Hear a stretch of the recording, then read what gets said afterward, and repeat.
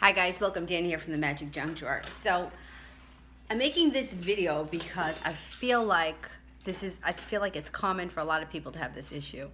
And to be totally honest, I'm very honest. Years ago, my friends and I, we were in the same situation. We did this all the time. We would go from one psychic to another. We would compare notes. We would sit in the car and listen to the recordings. And it wasn't just me and one of my friends. It was me and all of my friends. Like, we all did it. And every time we ran past a psychic, we had to book an appointment or an astrologer. We were constantly doing this. And I don't think that there is anything wrong with seeing an astrologer or seeing a tarot card reader or having spell work done. I don't think that there's anything wrong with it. But what's going to happen is you're going to go to one person who's going to tell you one thing, and somebody else is going to tell you something else, and you don't really know who is a fraud and who is real. These spellcasters, sometimes I feel like they're just looking for your money, and they just want to take money from you, and they will tell you anything to get you to pay them more money. Now, I can't say that that's true about everyone. I think that some people are legit and some people are honest. I offer spell work. My prices are really cheap because I can't see spending more money than that. I mean, you cover the cost of the ingredients, you cover the cost of the candle, and then a little bit of my time to put it together. But I don't see why you have to spend. I mean, I've heard of people telling me that they're spending like $600, $700, $800 in spell work. And to me, I mean, unless you sent me a video of what you did, I don't really know that I believe that you did anything. How do I know that?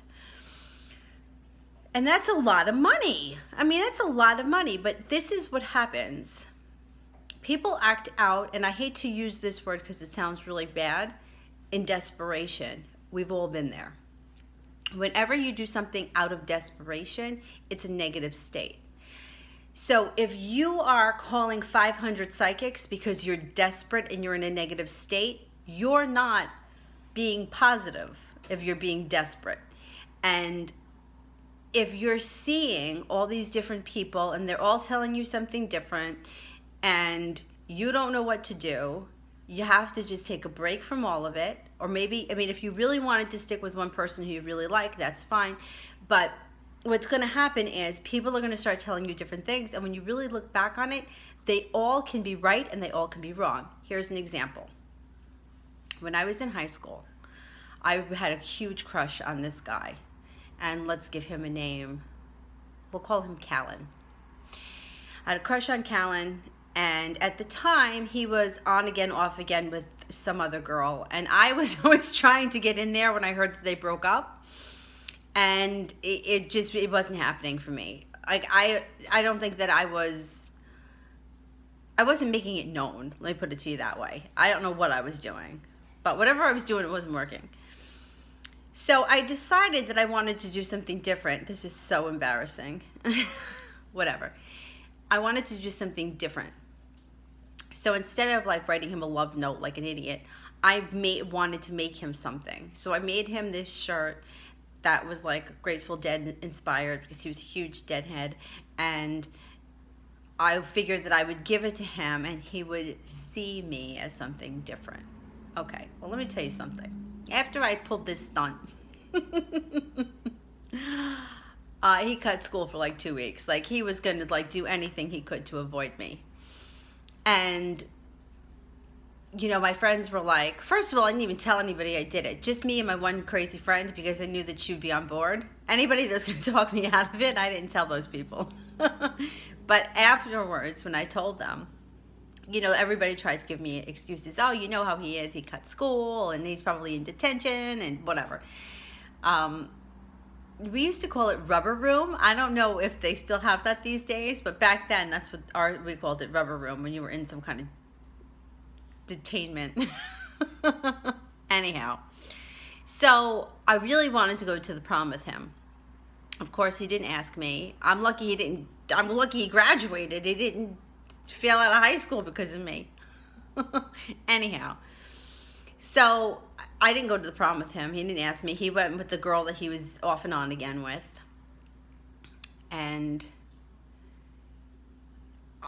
I've been seeing psychics God knows how long. So the one psychic that I already told the story about, that I went to with my friend Mark, that told me that I had to do all these crazy things because I had a black aura or whatever, that woman had given me this shit about how, oh, he was my soulmate, but we would never be together if we didn't do this, and on and on and on. And I was like 16 or 17, stupid.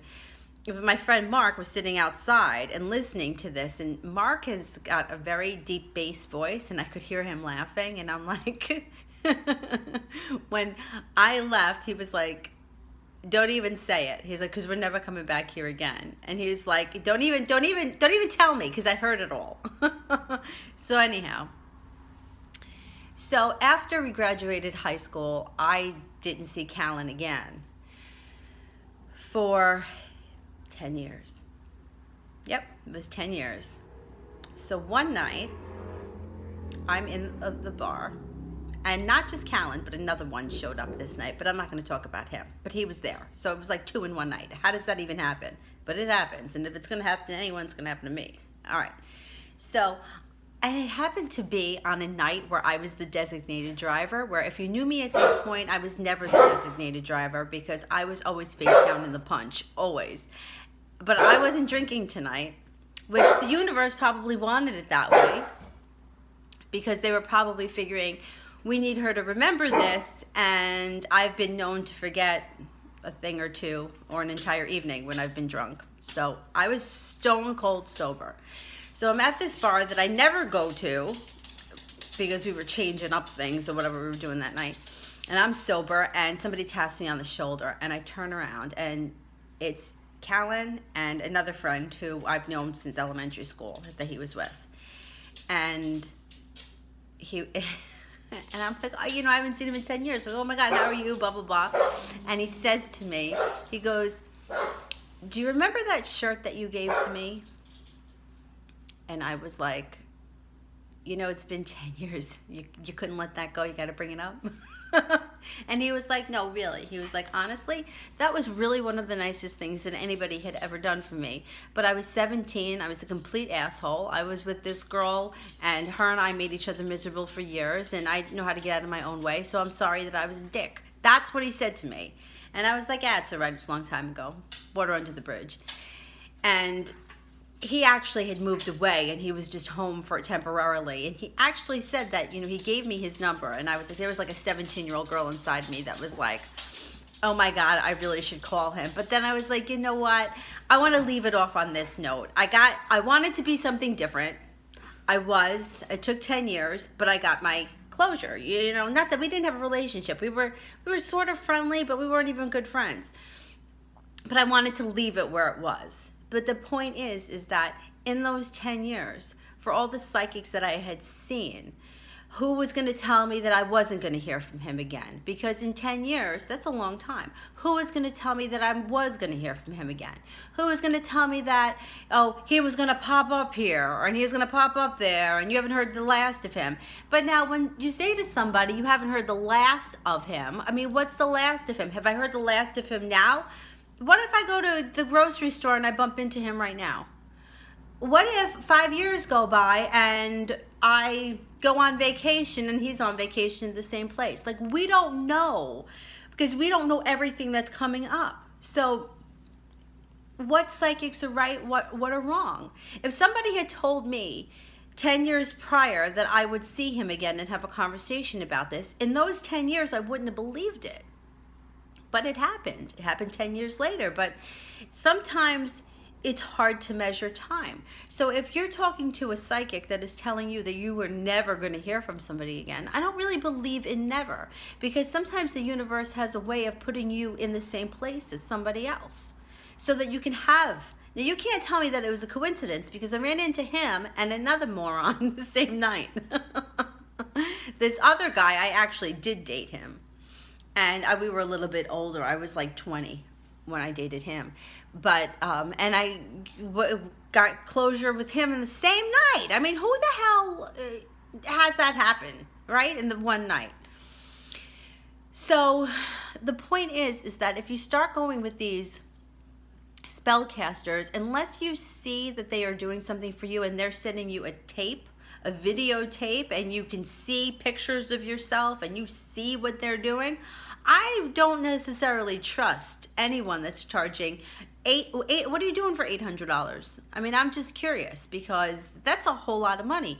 But I understand where sometimes people are coming from with feeling like, and my yoga teacher said this to me once, and she was so right when she said this. She said, when people are in pain, they will do anything to get out of that pain. They will pay any sum of money.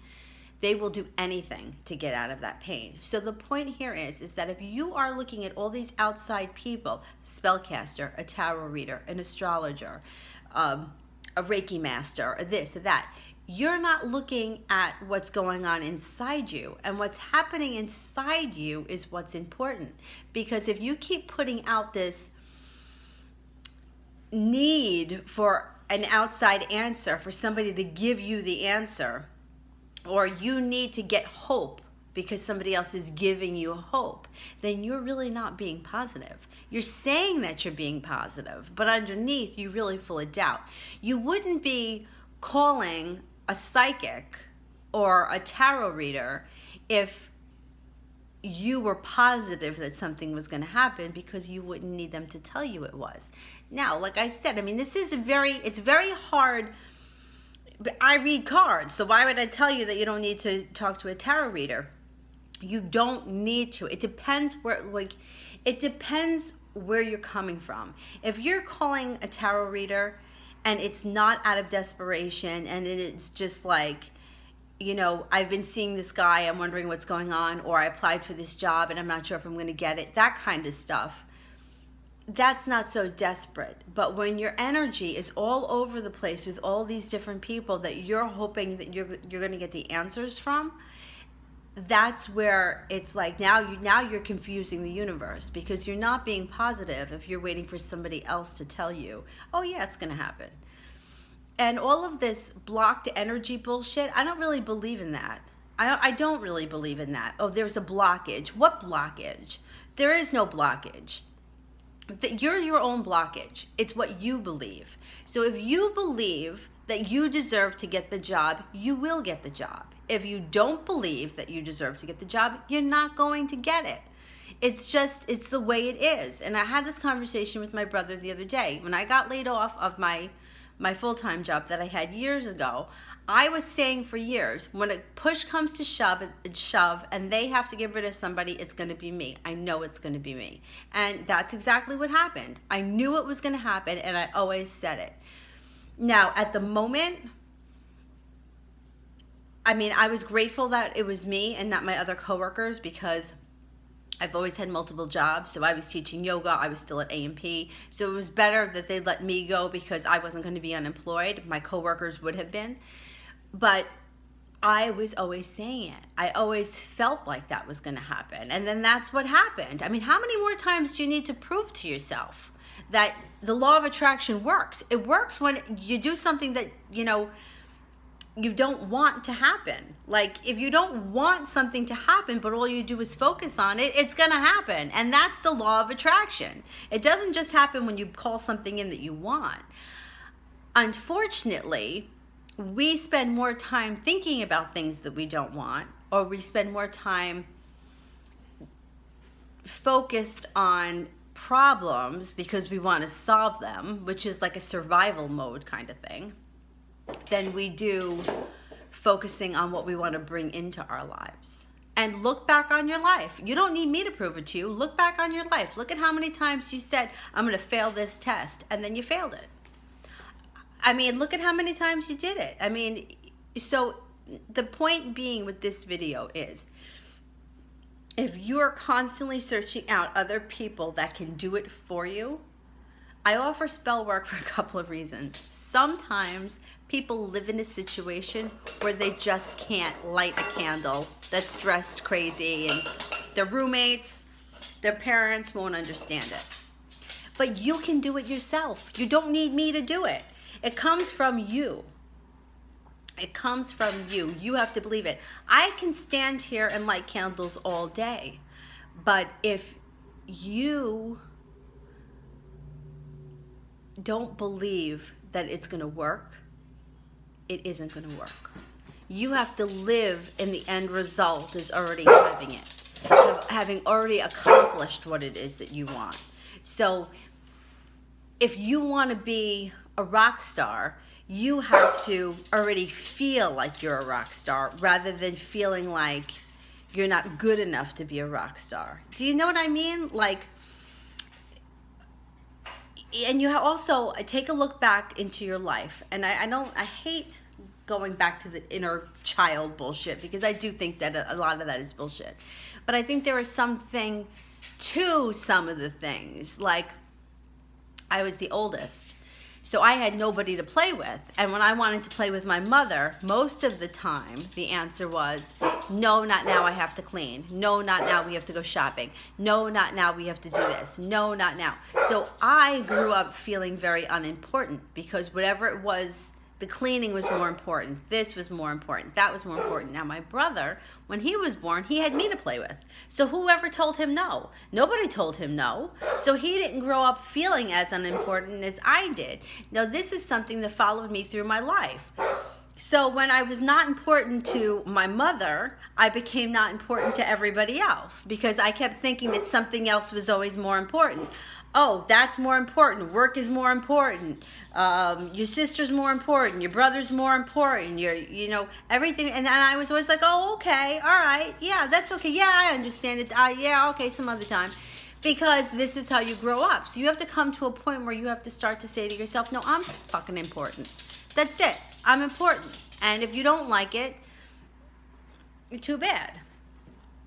But the more you start to feel important, the more people will see you as being important. So there's like a balance there too. You want to make sure that, not that you're coming off cocky, but that you know your own worth. And you have to expect that you're going to get what it is that you want. And if you don't expect it, it doesn't matter what any psychic, tarot reader, or spellcaster says, thinks. Don't get yourself too wrapped up or vested in what these people say, because, time, like I said, with this guy from high school, it took 10 years for me to hear from him again, but I heard from him again. So if somebody told me that I was never going to hear from them again, they would have been wrong. And if somebody told me that I was going to hear from them, well, for 10 years they were going to be wrong. So, you know what I mean? Like, at what point do we say, unless you drop dead tomorrow, where's the cutoff? So don't listen to these people, because I really feel like there are a lot more people out there looking to make money off of people that are willing to pay anything because they're in a bad place. And I think that's really shitty, but I mean, I've seen it before. I've witnessed it. I've had it happen to me before. So just take notice of that and think about it for a second. Is somebody else really going to be able to do something for you that you can't do for yourself? I don't know about that. All right. This was a windbag long video, so I hope that you like it. And if you like it, subscribe, share us with your friends, and we will see you soon. Thanks for watching. Bye.